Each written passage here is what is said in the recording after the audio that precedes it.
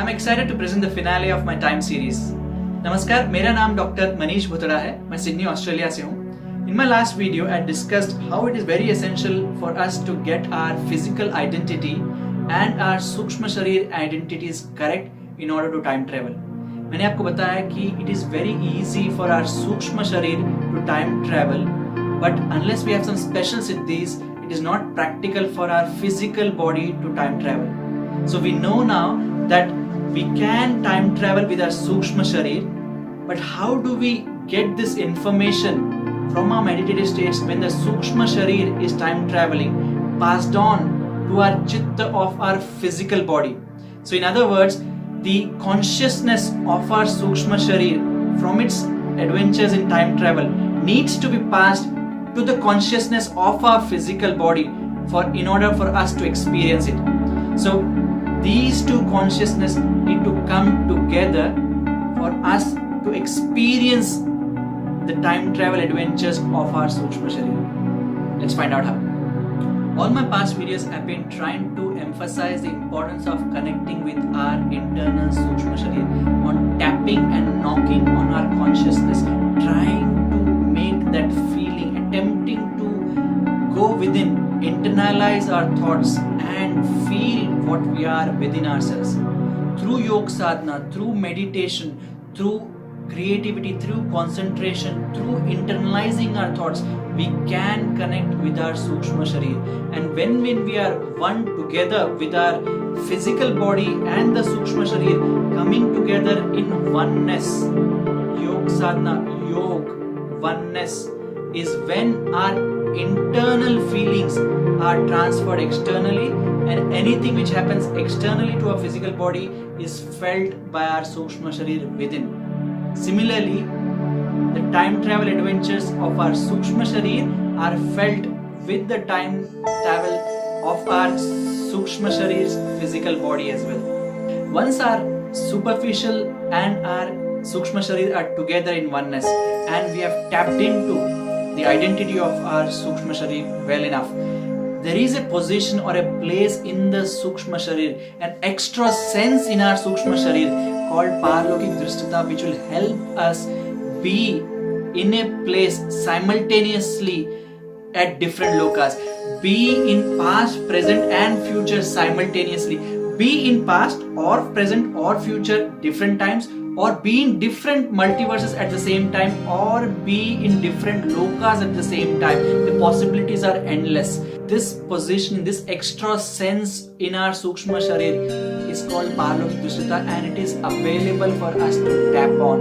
It is difficult with a superficial mind to understand how you tap into this prarabdha simply because our physical body's superficial consciousness is not well versed to understand this extra sense we have within our sukshma sharir. Let me give you an example. Think of a person who has never been able to see with their eyes throughout their life. A blind person finally, through a lot of hard work and through some good luck, being able to see. Their physical body is now having a set of eyes which they can see around them. Sheer happiness these eyes have to finally be able to see. Similarly, if these eyes were able to see and get really happy, those same eyes after a few days or a few weeks start to take that vision, that sense of being able to see as granted. It is just normal for them. So a set of eyes which was never been able to see to being extremely gratified and really happy to see, to being now just normal to be able to see. But our sukshma sharir within has always had a different set of senses with which it could see differently. For it, there was never a problem for a superficial body's physical eyes to be there or not, because those senses never had any relationship, they never mattered. Similarly, our superficial body has never appreciated the fact that our sukshma sharir has an extra vision, extra sense internally within it, an extra prarabdha with which it could go beyond time in different dimensions at the same time. One now, these two consciousnesses are coming together. This superficial artificial consciousness which we have is finally able to see this chitta sharir, the sukshma sharir's internal parlokik drishtita, it is amazed with what is it able to do. Then slowly it starts to take this for granted and finally it becomes routine or normal for it. Our best friend is within us. It's our sukshma sharir. We have finally come together in unison with our sukshma sharir. There are so many people who know there is something inside. They have an extra sense present but have never been able to feel it. It's like somebody who's never tasted salt doesn't know what salt stands for. There are people who never knew there's something like this existed. There are people who knew there's something like this existed but never bothered because they didn't care.